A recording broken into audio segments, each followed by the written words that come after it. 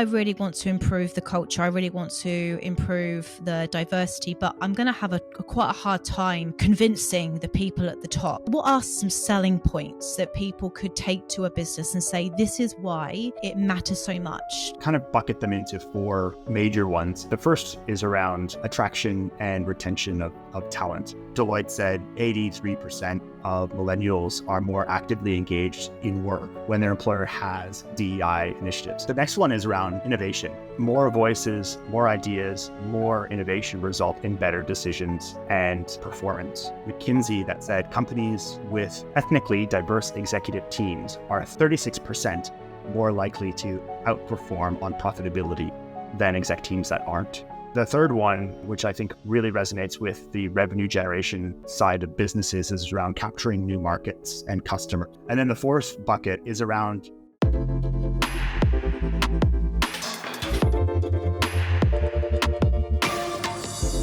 Ian, thank you so much for coming on to the Career Confidence podcast today. I'm absolutely delighted to have you on. You have some very interesting experience that I am dying to get into.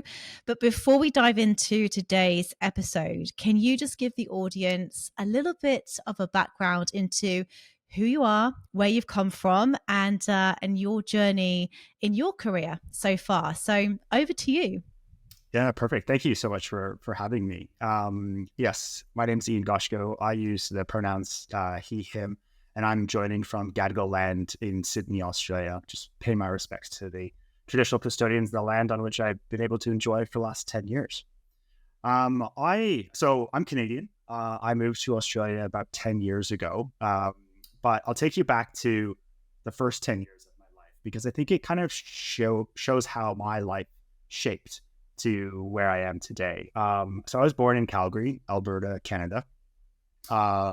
I've got a Ukrainian sort of background and heritage as well from my grandmother and grandfather. And when I was 10 years old, my parents decided to move the entire family to the Middle East. And in 1993, we moved to Riyadh, Saudi Arabia. And then we also spent some time in Abu Dhabi in the United Arab Emirates. And I think that was really where I started getting my appreciation for culture, appreciation for different backgrounds, languages, and travel during that time. So I think when I trace it back, that's kind of where it started. I came back to Canada, finished up my schooling, university just outside of Toronto, and then started my career in Toronto. And I started in recruiting. So I was an executive search talent for a number of years. And then I moved to Deloitte, did corporate in-house recruiting, experienced hire recruiting.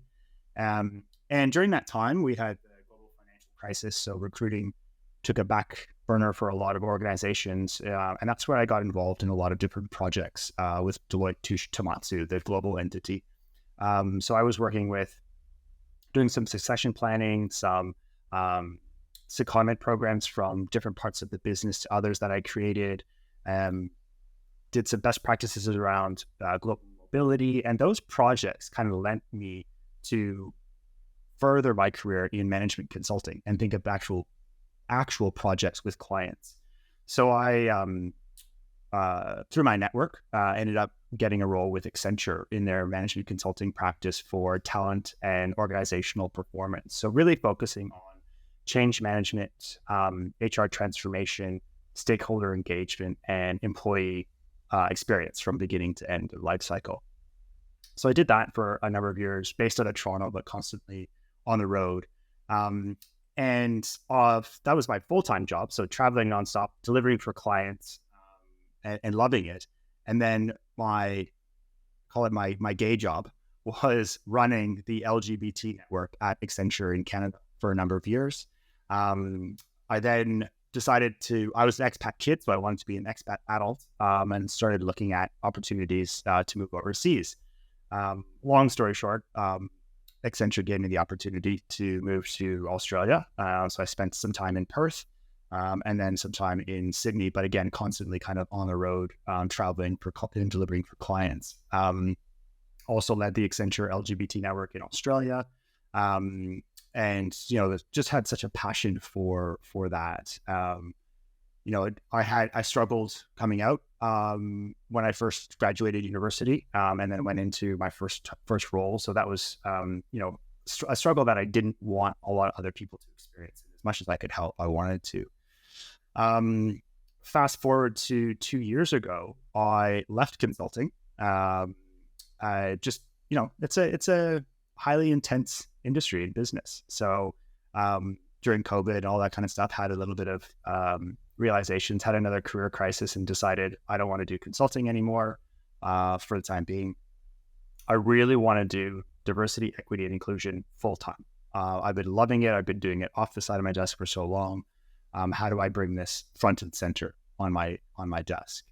So left consulting, flipped my CV around to highlight all the amazing things I've been doing in the diversity, equity, and inclusion space, and then started getting calls from different companies. And I had a phenomenal opportunity 2 years ago and joined Macquarie Group as the regional head of DEI for Australia and New Zealand.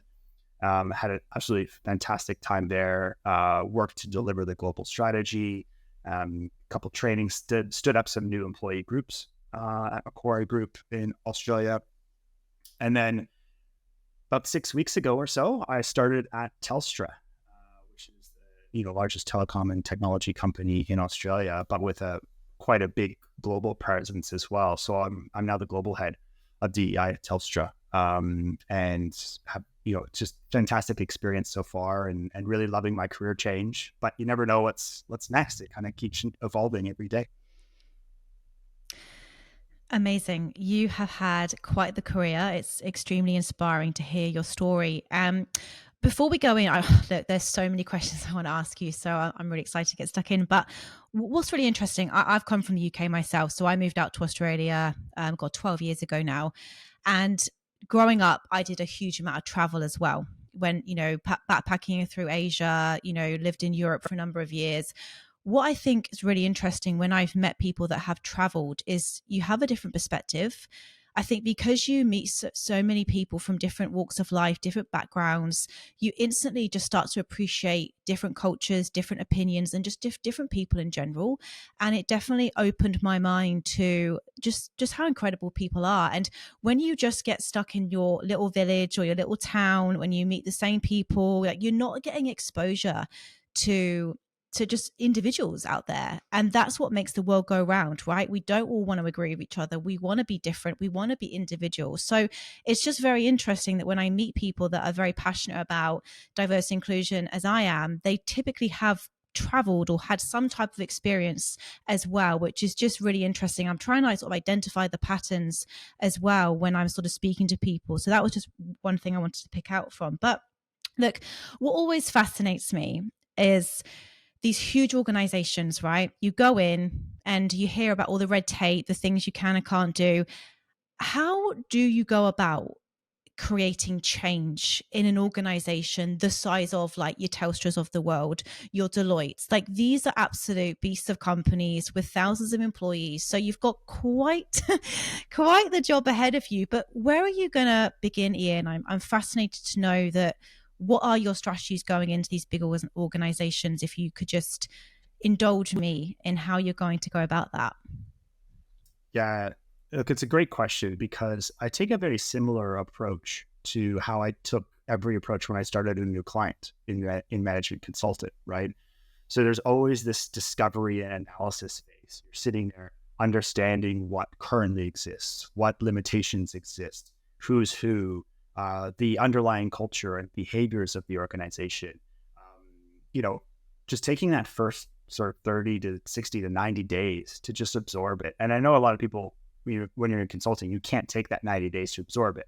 But when you're actually in a company and you have that time, you do need to take that time and absorb all the unspoken processes and technology and tools and people and relationships that exist. A lot of people have a tendency to jump in really quickly and say, we're going to, I want to do this. I want to make this change really quickly. But you do tend to,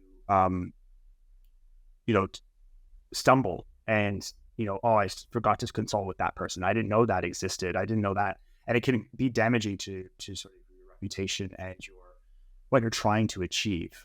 So just take the time to absorb and do that discovery work. Then you can start moving, things around a bit, finding out where your influence lies, finding your allies in the organization who are, passionate about DEI just like you are and want to make a difference, and bring them into the fold of what you're trying to do. Understand if, does the organization love targets or metrics? Is that how they're driven?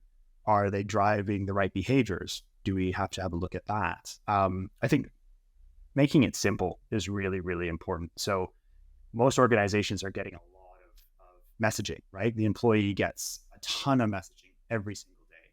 How do we make that succinct and simple for the employee? So in my view, when we're talking about DEI, we sustainability should be talking about DEI and how that interrelates.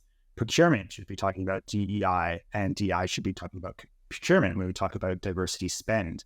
When we're talking about talent, we should be talking to the people at talent and recruiting and all those parts of the business to really bring it all together and keep it nice and simple for the employee. The sort of last thing that I think is really sort of successful when you join a big organization is take the time to meet the organization where it's at. So that discovery phase of where you sit back and watch, it lets you look at it and say, where on the maturity model is this organization? And meeting them on that journey is really important. Some organizations are very advanced and they're playing around the edges of what they can influence and change. Other organizations are a little bit more earlier in their journey and require some of that governance structure, process, policy to get into place in order to get things running. So key part there is meet the organization where they're at and understand where they're at, because they may not even understand what the definition of equity means, or for that matter, diversity. So define that and say it over and over and over again. They may not know why diversity, equity, and inclusion is important. They may have read multiple articles, or a CEO might have said it's important, but to that leader, it means something different. It's probably, profit, innovation, capturing new markets, being the right thing to do, all those types of things. So you have to understand the organization and understand why it's important to them, and then continue to drive that home with the leaders and employees.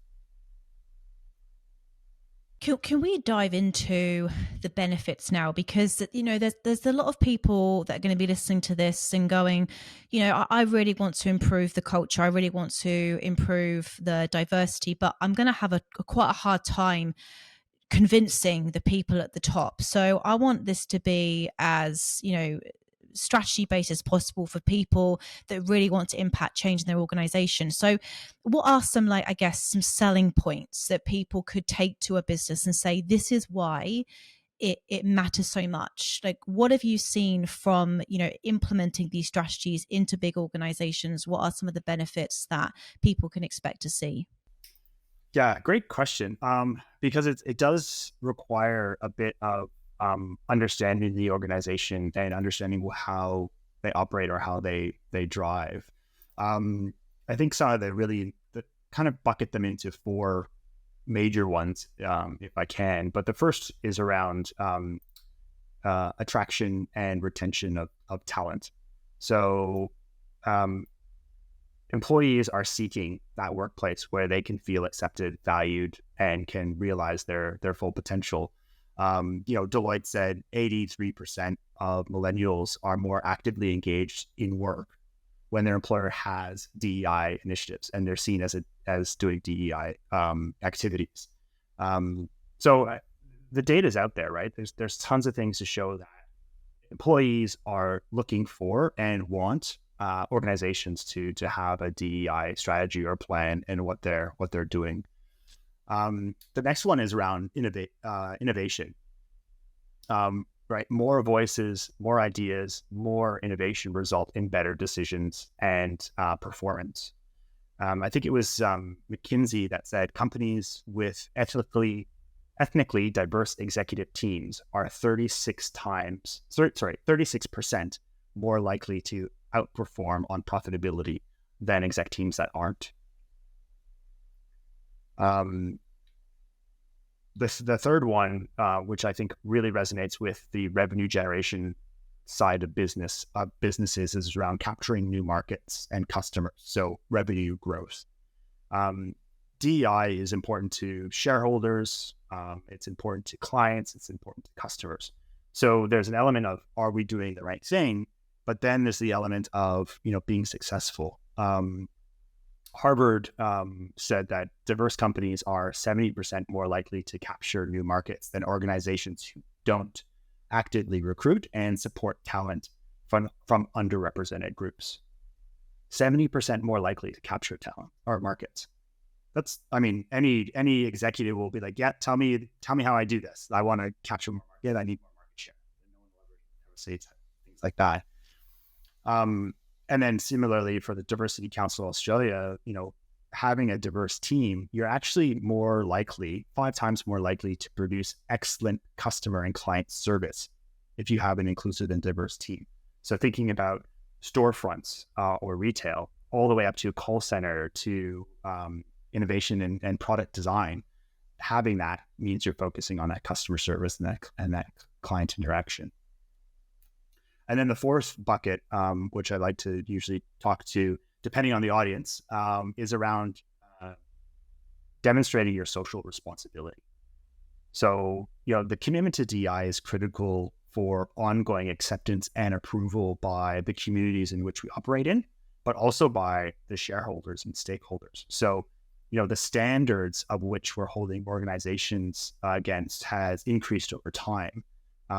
Things that were not usual 25 years ago, such as like all male executive boards or executive teams or discriminatory hiring practices, they're gone. And that was just 25 years ago, right? It's kind of not acceptable anymore to have that.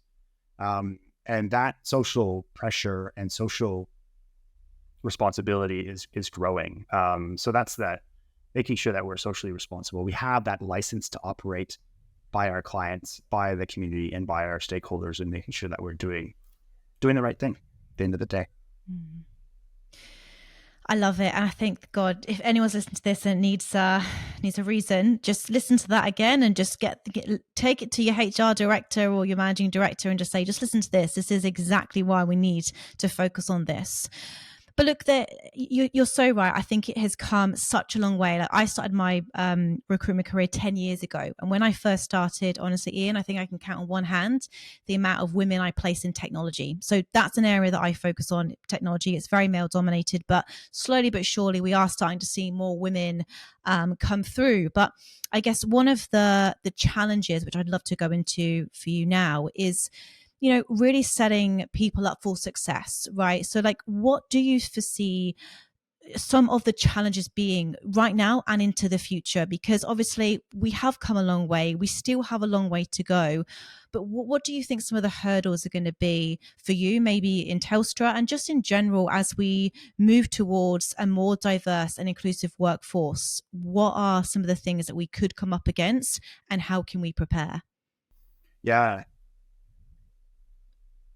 It's a really fascinating question because it keeps changing, right? So it wasn't too recently that, the George Floyd and Black Lives Matter was top of mind, right? And that came at a time when there was some movement in the DEI space, but it wasn't like the most important focus for businesses. So it really sort of lit that fire that I think a lot of organizations needed.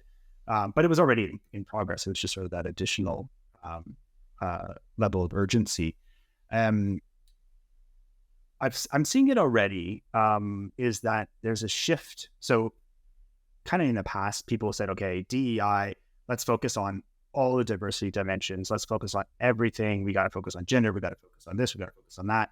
And it wore people out.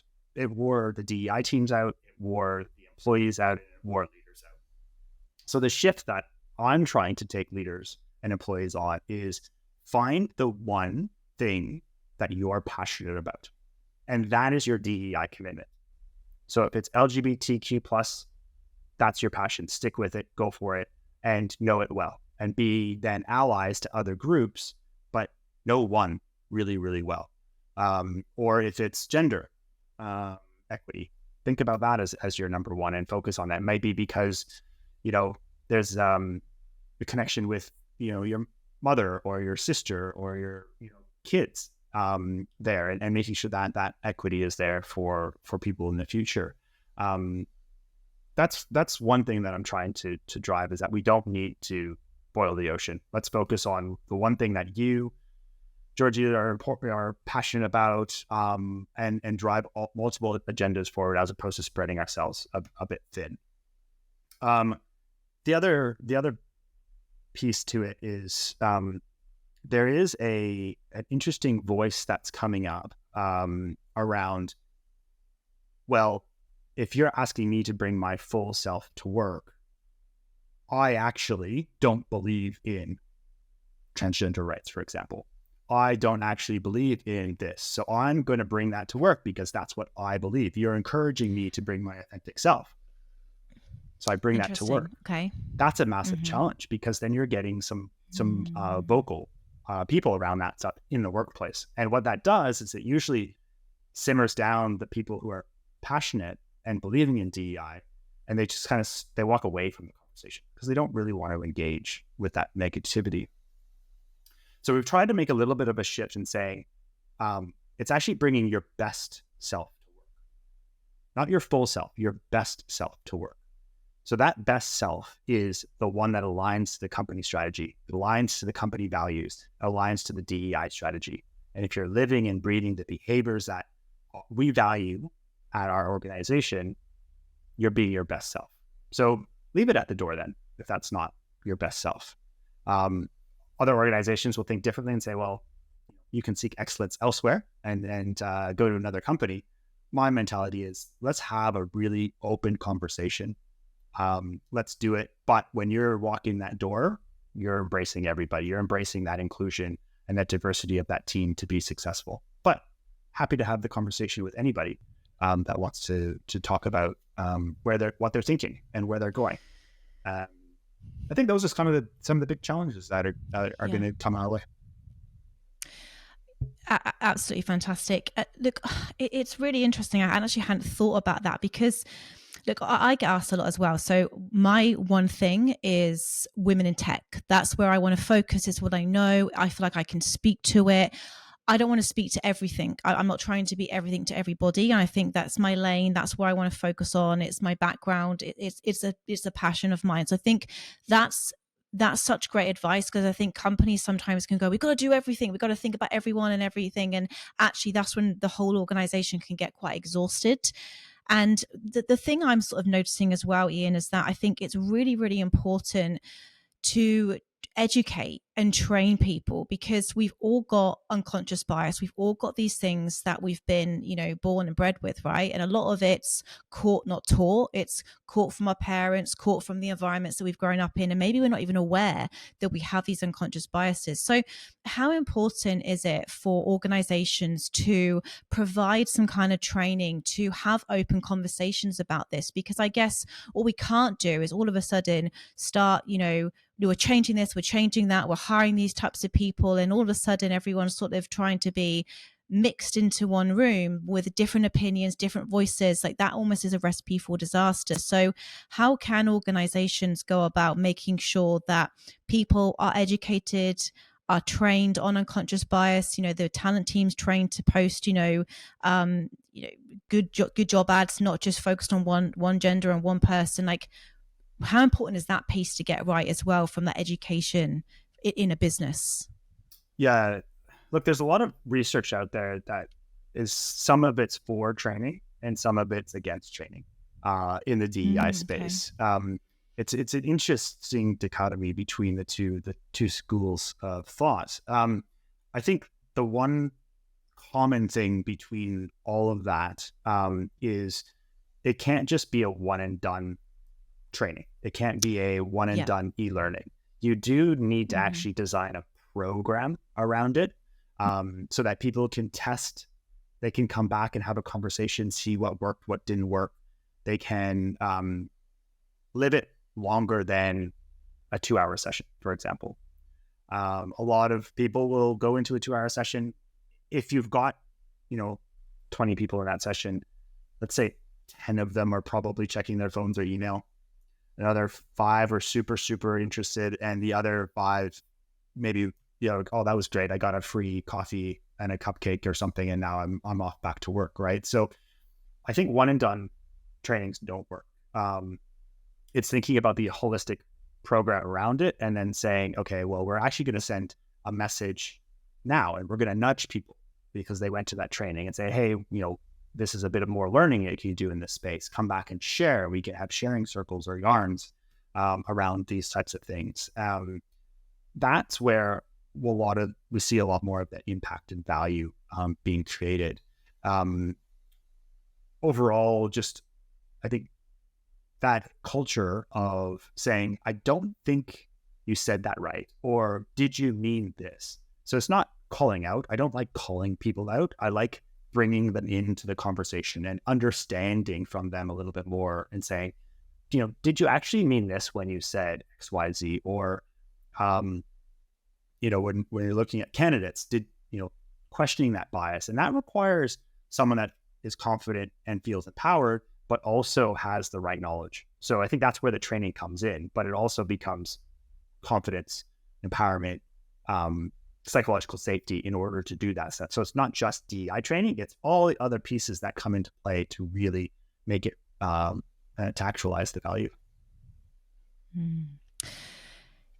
God, it really is quite complex, isn't it? But it doesn't need to be, but there are going to be some things that obviously are going to come up, right? And I don't think anyone's going to get it completely perfect. I think everyone's going to have to go on a bit of a journey with it and just do their best. But I think ultimately it's just beginning. It's just being aware of it. It's just starting. It's just doing something, right?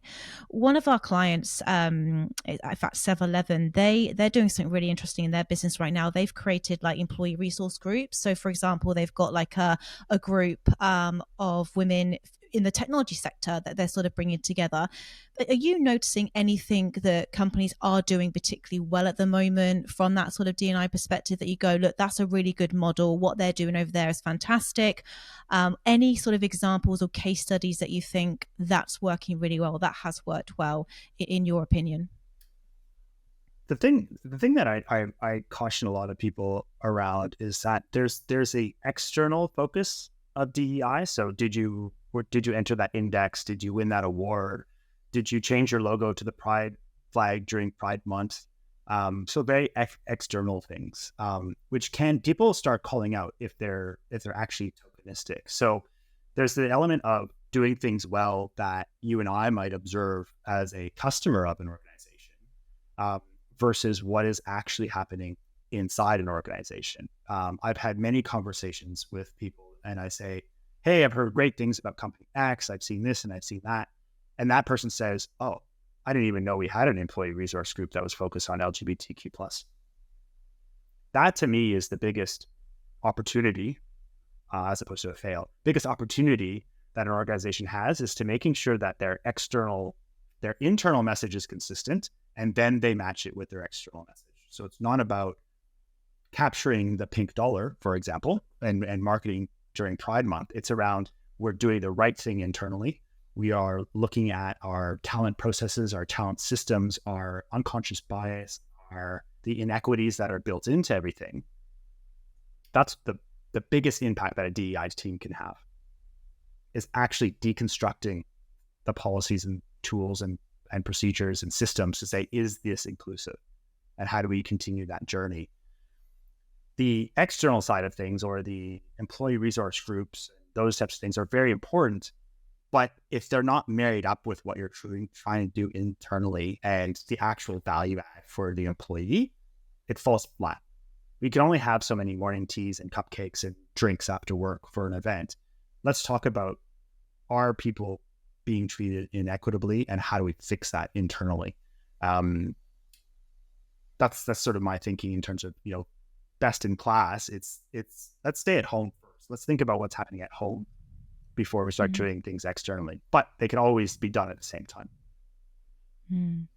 No, that's really good advice. I think a lot of, companies out there, like you say, they talk a good talk, but are they walking the walk? When you peel back the layers, what are they actually doing? Like, what are the staff saying? What's actually going on in the culture?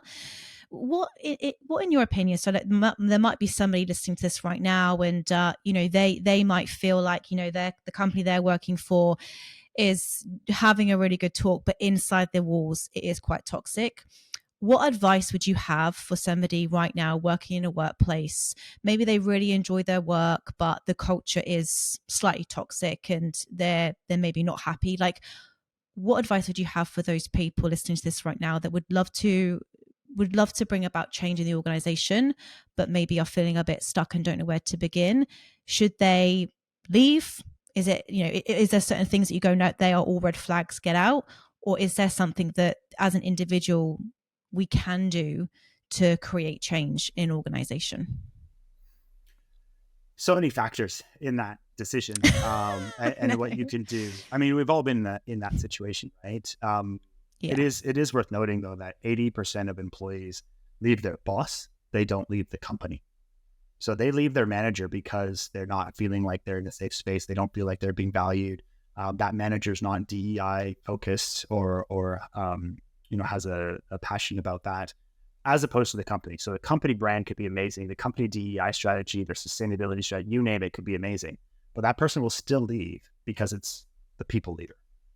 And that really gets to that focus that we talked about before, is around the training, but the confidence and the empowerment that your people leader is supporting you. That people will stay if you've got a strong people leader who's across all of those types of things. The I guess the opportunity here is really twofold. One is find out who else is in your boat. So who else are the agitators that want to focus on this? They're allies maybe outside of work and super active in the diversity community. And you can kind of create a little bit of a forum or support. I don't want to say support group. That sounds wrong. A community for yourselves internally to talk about these types of things and be a support group for yourselves and thinking that way. That's one aspect. The other aspect is, finding there's probably one or two senior leaders that can, that either have a connection to a diversity dimension or are passionate about it, but they may not be exhibiting it at work. So they can help be that ally. And it was actually similar for me when I came out my first job. I found my ally, and then I found extremely comfortable to talk about it and be out and navigate it within the corporate space. I'll leave option 4 as like leaving the company. That's kind of up to that individual on what they decide. But I think the third option in my mind is balancing that work and life passion don't need to be at the same time. So you can love your work, you can come to work as long as there's no obviously discrimination and those are bullying. Come to work, do your work, love your work. And then at the end of the day, you can go volunteer for this foundation, this organization, and that fills your DEI passion that you have. So we don't necessarily need to do it all at once. I think there is a ongoing sentiment within the workforce that they want to have it all at work, but we just know that that's not always possible. I think, do you know what? It's so important just to have those allies and those people that have got your back. And, I've certainly had them in my career, and I've also not had them as well. And the difference in my confidence in the how empowered I feel and what that actually has meant for me in my career has been huge. So I think that's such great advice of like to find your allies, find the people in the organization that you can trust, that you can speak with, because that can make all the difference. And it can then allow you to bring your best self to work. When you feel like you've got your co-workers, your colleagues, your people leaders just supporting you and wanting the best for you, I think that's such a incredible feeling. And I know our work doesn't need to be our everything and our career is not our everything, but it's a huge part of what we do. And we do want to be coming to work every day feeling supported, feeling seen, feeling valued, and feeling heard. So I think that's such powerful advice for anyone listening to this right now that isn't feeling supported. Like Ian said, there will be people in the business feeling that way. Find them. And if not, then you've got some big decisions to make, I guess. But, it is sad to think that people spend majority of their living lives at work, and some of them aren't feeling fulfilled, some of them aren't feeling safe and secure. Well, I definitely am on a mission to change this. But look, I'd love just to focus on just quickly, like, obviously I've come from that recruitment sense. So I get asked a lot from my clients, Georgie, what can I do to attract great diverse talent into my business? So can you just give a few tips and tricks and things that companies can do and use to attract a good pipeline of diverse talent into their organization? What have you seen that's been working well? Yeah. I guess you have to define what type of diversity you want. Of course. Yeah. Yeah. Yes. Because otherwise you could be chasing something that may not actually exist. I have some really, really good conversations with the other senior leaders around there's a limited supply in the talent pipeline today, right? So, you listen to some organizations that aren't necessarily there yet. They're thinking from a gender perspective, they're still thinking binary, but they're thinking 50-50, right? And I look at what they do, and I look at their business, and I look at their industry and the skills that they're looking at. And then based on external research and LinkedIn and a bunch of other things, you can say, well, that actually doesn't exist in the market. So if you want to be 50-50, but you're an engineering company, that doesn't exist because you can't create engineering talent across the different genders. So I think the first thing is having a really open, honest conversation with those organizations and saying, and using data to say, what is the market actually out there? And how do we then get into those communities to talk about what we do? Now, that's the one aspect, which is externally focused. I'll come back to the internally focused aspect that I mentioned earlier, is that if you've got a internal systems and community and processes and culture that is accepting of diversity, those people will go find people to come work for you, right? That referral and that network. I mentioned my job at Deloitte, my job at Accenture, and my job at Macquarie was actually through my network.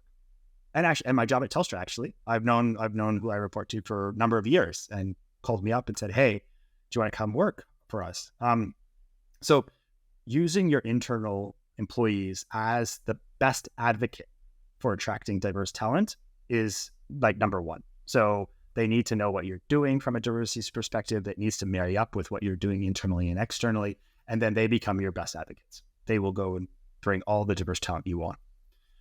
The second thing, which is, I think, a little bit advanced for a lot of organizations, actually probably for society as a whole, from a corporate perspective, is going back to that talent pipeline. The talent pipeline is small. If you want to increase it, you need to go further down the pipeline. So talking to high schools, talking to universities, maybe even talking to junior high schools in different grades, so that everybody from a diverse background can understand what they wanted, what they could do, right? So at a very young age, we're asked, what do you want to do when you grow up? Chances are you don't even know the 3,000 different things you could be. You've just decided you're going to be one. So getting further down that life cycle of a human, really, and saying, here's what we do in Telstra, here's what we do at 7-Eleven, here's what we do at here. And it really broadens everyone's mind, which then drives forward people making different decisions in university, different schooling. May not even need university, right? You can think about a different type of education to get where you're trying to go. And that then increases the talent pipeline. Now, it may not benefit your client or Telstra that day or that year, but it's kind of a greater mission, if that makes sense. What we find now is that there's a lot of fighting over the same talent, right? We need to hit this target, so we're gonna, we need a senior woman. Well, that senior woman moved 18 months ago from another company because that same company was doing the same thing, and it's just not the right way of, I think, approaching attracting diverse talent. Mm-hmm. Yeah. I completely agree. And it's also not sustainable either, because, like you said, we are all fighting No. over the same pool. So we do need to look at other strategies. We do need to go, like, say, further down the pipeline. And we do need to educate, young people in schools about what their careers could look like. And I don't think that everybody should be forced into higher education. I think that, companies could have, different programs, apprenticeships, like all these things, internships that they could offer people. And I think that, I would love to see the education system change, full stop, but that's a whole conversation for another day, right? Yeah. Because I just don't think you need to go to university now, study for 4 years, get in tons of debt to then get out and do a graduate program. I think we need to capture people at a younger age, put them into an organization, and I think they're going to learn far more in the working world and get ahead rather than going to university and still living at home with mum and dad. So personal opinion there, but Yeah. I would Yeah. love to see the education system change, and change quickly, which I'm not sure if it will. But If I could in change every job description to remove university to degree and actually focus oh on capabilities and skills, and all yes, those aspects, I think it just. But it's a DEI is a long term game, and changing those yeah, and getting that mentality and that journey of everybody changing. mm-hmm. It is a journey. It's a longer journey, but when it all happens, it actually works out really, really well. So all those programs, all that kind of stuff is all fantastic, Mm-hmm. and goes without saying, really. Yeah, I completely agree. In your opinion as well, what do you think? So obviously, like I talk a lot on this podcast about the skills of the future of work, technology, AI taking jobs. What do you think is going to be a really needed, I guess, human skill of the future? Is it going to be communication? Is it going to be like what's going to be needed in your opinion in the modern workforce, and how can people make sure that they are future proof in their careers by upskilling certain maybe softer skills? Yeah. Well, I mean, we don't have to look very far to realize that AI still has a long way to go. Yeah. Sometimes I think there's a case at the moment where a journalist wrote an article. Chat GPT wrote it for them, and they didn't fact check it, so they published it, and now there's a Mm. ton of pressure and scrutiny on that. And I believe a lawsuit against it. So there's still that at the moment a human touch in terms of understanding, rereading it, making sure it's correct, and fact checking ultimately what AI does. Now, ultimately, that fact checking will result in better AI, and being able to do that. But the number one skill that I think AI and machine learning will never take away is human empathy. Having that empathy and understanding for where people are in their DEI journey, having empathy for people not understanding certain aspects of DEI or what's next for them, that empathy is what DEI is all about. It's about people. And having that empathy at this stage, there's no AI or robot that's going to take away human empathy. I guess we might see, but that's my my skill that I think a lot of people should focus and make sure that they've got down. I completely agree. Yeah, that is a very needed skill, especially in the modern day workplace, especially as like nowadays we are working with so many different age groups as well, from different upbringings. And, we constantly are working with people, like who are much older than us, who are much younger than us. And it's just understanding different perspectives and appreciating everyone's opinion. And that can be quite challenging, right? Because you've been taught one way and someone else is coming, but that's what makes the world go round. And that ultimately is what makes a fantastic workplace, when we have got different opinions, different trails of thoughts. We can be innovative, we can move the needle forward. And I think that's the best places to work. So, final question, Ian, before I wrap up, but this has been such a enlightening conversation. I know I've learned so much as well, and hence I wanted to get you on, because I'm still learning about this, and I really want to seek to understand what I can do in my business, help my clients within their businesses. And I think that there's been some fantastic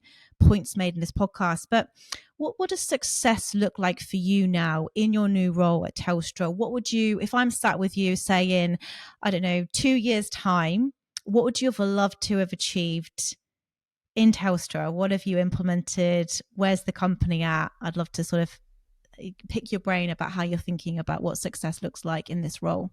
Yeah. Wow. Well, actually, and 6 weeks in to be asked that question too. I'm still doing my discovery and sitting back and watching how everything works. I feel like you're the sort of person that would have given this some thought. So I'm just going to throw you under the bus for a second and see what comes out. But yeah, I'm curious because I think you've got an amazing job ahead of you, but no doubt a tough job as well. So keen to hear, what would success mean for you? Yeah. So I think I'll probably group it into three aspects. There's probably more, but the vision for us is to be a leader in the diversity, equity, and inclusion space. So if someone talks about DEI, they're like, oh, Telstra's got that right. And we've actually got it right inside, not just externally, but internally. So those three things. First one is simplification. Let's just make it simple. Make sure people understand, making sure that message is succinct. And that message is tied to other parts of the business, and such as sustainability, procurement, the talent, the recruitment functions, all those functions. So keep it simple, keep the message consistent. The second one is around alignment. So everything that we do within DEI should be aligned to corporate strategy, should be aligned to social impact, should be aligned. So having that alignment and making sure that it aligns with business strategy is super, super important. Otherwise, it's just another strategy. Everyone's like, oh, DEI is doing that. That's great. DEI is doing that. But if it's actually fully aligned and integrated into what you're living and breathing from a values perspective all the way down to store level, then, that's success. It's fully aligned. So simple and aligned. And the last one is, and this is potentially something that's unique to Telstra, but there's a significant population at Telstra who live and work outside of Australia. So Telstra being a Australian kind of base of a company, there's so much more that we're doing in other parts of the region, and we need to incorporate that into our DEI planning. So what does that mean for India? What does that mean for Philippines? What does that mean for the office in Paris? It's going to be something very different than what it means here in Sydney. And having that global view and making it globally applicable is going to be that challenge. So in that 2 years, I'm hoping to accomplish all of that and just get the right behaviors in place. The intentions and behaviors result in impact. Fantastic. Well, we'll have you back on in 2 years' time, and we can just make sure that's happened. But listen, that sounds amazing, and I've got no doubt that you won't achieve it. I think that you've got the experience, you've got the talent, and you understand what needs to get done. And I'll be really excited to follow your journey and keep me posted on what happens. But thank you so much for your time today. Now, for those that listen to this that want to connect with you and follow your journey, where can I send them? Where do you hang out the most? Probably LinkedIn, to be honest. That'd be the best place. I would love to connect with everybody. And thank you so much for having me. Apologies for the lighting challenges during the discussion. I was kept following the sun and the light, but anyways, it was really a pleasure speaking with you. You too, and thank you so much. Thank you so much for listening to today's episode. If you enjoy these episodes, the number one thing you can do to help us grow and keep spreading our mission and message is to hit the subscribe button. And if you have time, give us a quick rating. Appreciate each and every one of you who tune in every week, and we look forward to bringing you many more episodes this year. Take care.